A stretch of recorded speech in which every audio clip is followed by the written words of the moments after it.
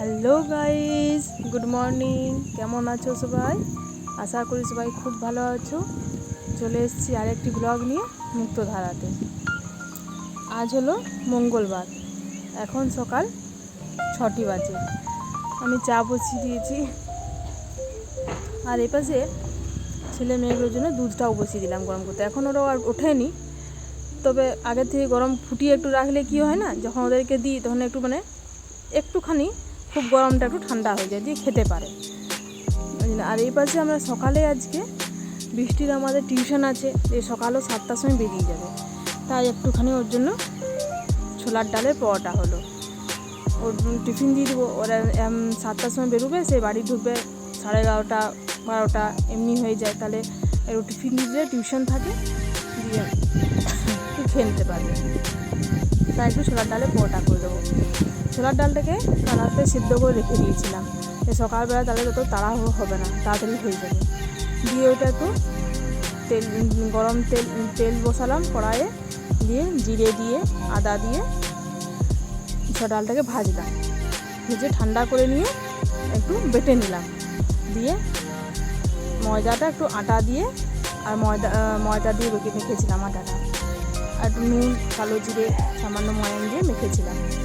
এটা পুর ভরে নিয়ে আর বেলে তারপরে পরোটার মতন ভেজে নিলাম। খেতে ভালোই লাগে জানো, তবে গরম গরম থাকলে বেশি ভালো হয়। আর ও যখন খাবে তখন ঠান্ডা হয়ে যাবে। তো যাই হোক, দিতে তো হবেই। আর এই পাশে মা সে মঙ্গলবার, তাই আকুত্ত করতে আবার বসে গেছে। আকুত্তটা মা করে দেয় বলে হয়, নইলে আমিও পারি না, আর দিদি ভাইও সেরকম পারে না। ওই মা ওই জন্য আমার দুজন আকুত্তটা করে দেয়। এই যে মা আকুত্ত চলছে। চলে এবার চান টান করে পুজোটা তাহলে দিয়ে আসি। চান টান হয়ে গেল, আমার পুজোও হয়ে গেছে, মন্দির থেকে চলে এসেছি পুজো করি। এবার ঘরে পুজোটা করে নিই। ঘরে পুজোটা করে যায়নি, দেরি হয়ে যায় বলে, প্রচুর রোদ হয়ে যাবে। ওই জন্য ভাবলাম যে এসেই ঘরে পুজোটা করবো, আগে মন্দির থেকে ঘুরে আসি। পুজো টুজো হয়ে গেল। মায়ের পাশে দেখছি গুড় আম করেছে আজকে। গুড় আমের রেসিপিটা দিতে পারলাম না, তখন আমি মন্দির চলে গেছিলাম, তাই হলো না। দিয়ে এসে দেখছি যখন বসাচ্ছি, তখন আমি এইটাও একটু করে নিলাম। আর এর পাশে ফুলের আচার, গুড় ফুল করেছি। দিয়ে সব হলো, রান্নাবান্নাও হলো। যে ছেলেগুলো খেয়ে দিলাম, বাবা খাওয়া হয়ে গেছে।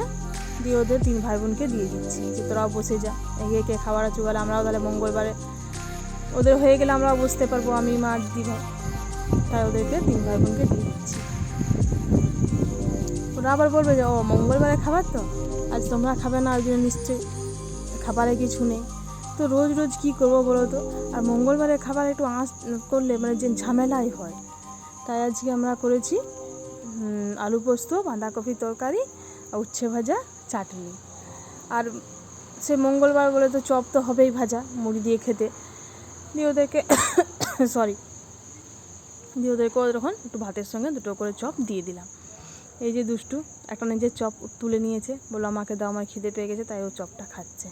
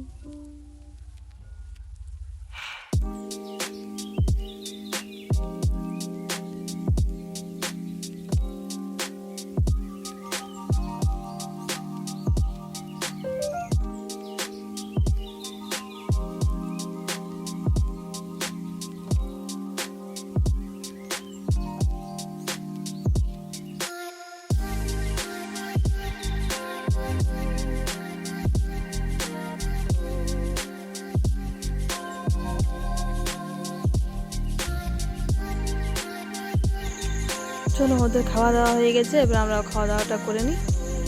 বেশি মুড়ি নিয়েছি, এবার ছোলার ডালের পরোটাটা আমি বেশি মুড়ি ঝুড়ে খেতে পারি না, তাই 2টো করে নিয়েছি। এবার সে আম কেটেছি, মার কাছে জিরে মাখা হয়ে গেল, চপ, আর মা এবারে রমা কলাই সেদ্ধ করেছে মুড়ি দিয়ে খেতে। তারপরে খাওয়া দাওয়া হলো, নিয়ে একটু রেস্ট নিলাম। তারপর দেখছি যে বিরাট ঝড়।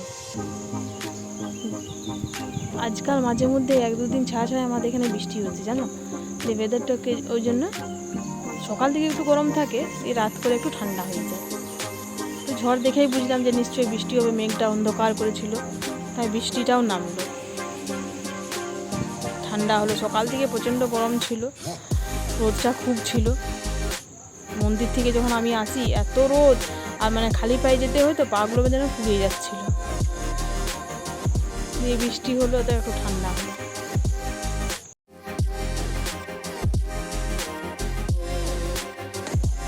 চলো, বৃষ্টি হলেই তো মনটা একটু চা চা করে, তাই চা করে নিলাম, দিয়ে একটু চা খেয়ে নিলাম। আর এই যে আমার ছেলে আমাকে ডিস্টার্ব করছে এমনি করে করে। চলো, আমি এখন ব্যাগ গুছাচ্ছি। এবার তোমরা ভাববে যে ব্যাগ গুছাচ্ছি মানে নিশ্চয়ই কোথাও যাওয়ার প্রোগ্রাম। হ্যাঁ, যাওয়ার প্রোগ্রাম হচ্ছে, কিন্তু কোথায় যাব এটা তোমরা কাল জানতে পারবে। ব্যাগটা চলো এখন গুছিয়ে নিই, কাল বলবো যে আমি কোথায় যাচ্ছি।